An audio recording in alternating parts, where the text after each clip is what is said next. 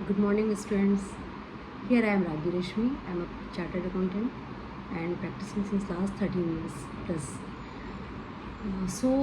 My this video is regarding how we have to manage examinations before examination. Means हमें exam को exam के पहले कैसे manage करना है, हमें कैसे ये सोचना है कि हमने जो कुछ भी पढ़ा है उस सबको समेट कर हम बेस्ट परफॉर्म कर पाए एग्ज़ाम के लिए। बेसिकली हमारा उद्देश्य क्या रहता है पढ़ाई करने का? सिर्फ़ और सिर्फ ये कि हम जिस एग्ज़ाम के लिए तैयारियां कर रहे हैं वो एग्ज़ाम हमारा अच्छा जाना चाहिए।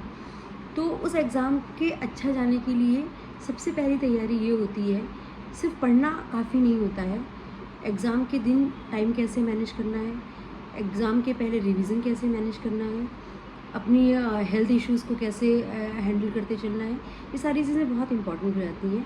मेरे ख्याल से आप में से ज़्यादातर लोग मेरी इस बात से सहमत भी होंगे कि कई बार हम अपनी हेल्थ पे ध्यान नहीं दे पाते हैं और एग्ज़ाम आते आते कुछ ना कुछ हेल्थ इश्यूज़ आ जाते हैं जिसके कारण कि हमारी पढ़ाई पे नेगेटिव इम्पैक्ट जाता है। आज मैं आपसे एक छोटे से वीडियो के माध्यम से यही बात आपको गाइड करने के लिए आई हूँ और मेरा गाइडेंस निश्चित रूप से मेरे अपने अनुभवों के आधार पर है और जो हमारे साथ में जो लोग थे जो सीए के में बहुत अच्छा परफॉर्म किए, जो बहुत जल्दी सीए बन गए, जो लोग सीए में टॉपर भी थे, उन सारे लोगों के साथ बातचीत करने से जो निष्कर्ष निकला उसके आधार पर मैं ये छोटा छोटा वीडियो आप लोग के लिए बना कर लाऊँगी for the preparation of examination. Course तो प्रिपेयर करना आपने कर ही लिया होगा, आप मेहनती हैं, आप सीए में आए हैं, निश्चित रूप से आप सिंसियर भी हैं और आपका एक उद्देश्य है तो वो आपने तैयार किया ही होगा।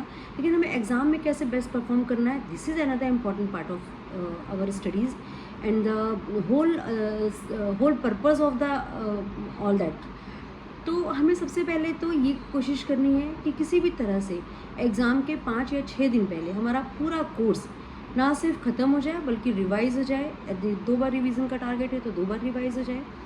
अब जिस सब्जेक्ट का सबसे पहले एग्ज़ाम होता है उस सब्जेक्ट के लिए अपने आप को वेल प्रिपेयर्ड कर लीजिए कि इस सब्जेक्ट को इस सब्जेक्ट में मुझे अब ज़्यादा कुछ खास पढ़ने के लिए बच नहीं रहा है, मुझे ये चीज़ें लास्ट क्लास में पढ़नी है।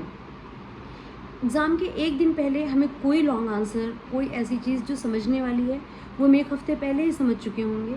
हम अंतिम दिन के लिए समझने वाली चीज़ें कुछ भी नहीं रखेंगे। अंतिम दिन सिर्फ हमें छोटे छोटे answer, crux, section, subsection, case law, इन सब चीज़ों के नाम सिर्फ वो रिवाइज़ और रिकॉल करने की ज़रूरत होती है, जो समय भी कम लेती है, हमें एंग्जाइटी भी नहीं होती और निश्चित रूप से स्कोरिंग भी है ये सारी चीज़ें। तो हमें इन चीज़ों पर ध्यान देने की ज़रूरत है कि हम समझने वाली चीज़ों को पहले ही समझ चुके होंगे और जो हमारे एक दिन पहले रिवीजन में सिर्फ शॉर्ट आंसर्स रहेंगे, क्रक्स रहेंगे, हाइलाइट्स रहेंगे और जो शॉर्ट नोट्स हमने खुद से बना रखे हैं सिर्फ उनको रिवाइज़ करना है। गो थ्रू नहीं होना है सारे सिलेबस से, सारे बुक से कि हम ये सोचें कि एक दिन पहले सारे बुक से हमें गो थ्रू होना है। Second thing, we have to target at least 6 to 7 hours of sleep, क्योंकि हम काफ़ी थके हुए हैं। हम पहले ही एग्ज़ाम की तैयारी कर रहे हैं, पिछले 1.5 महीने से, 2 महीने से, 3 महीने से हमारी 14 to 16 आवर्स की स्टडीज़ चल रही हैं और डेफिनेटली एग्ज़ाम है तो ना चाहने पर भी थोड़ा स्ट्रेस भी है, थकान भी है अपनी जगह।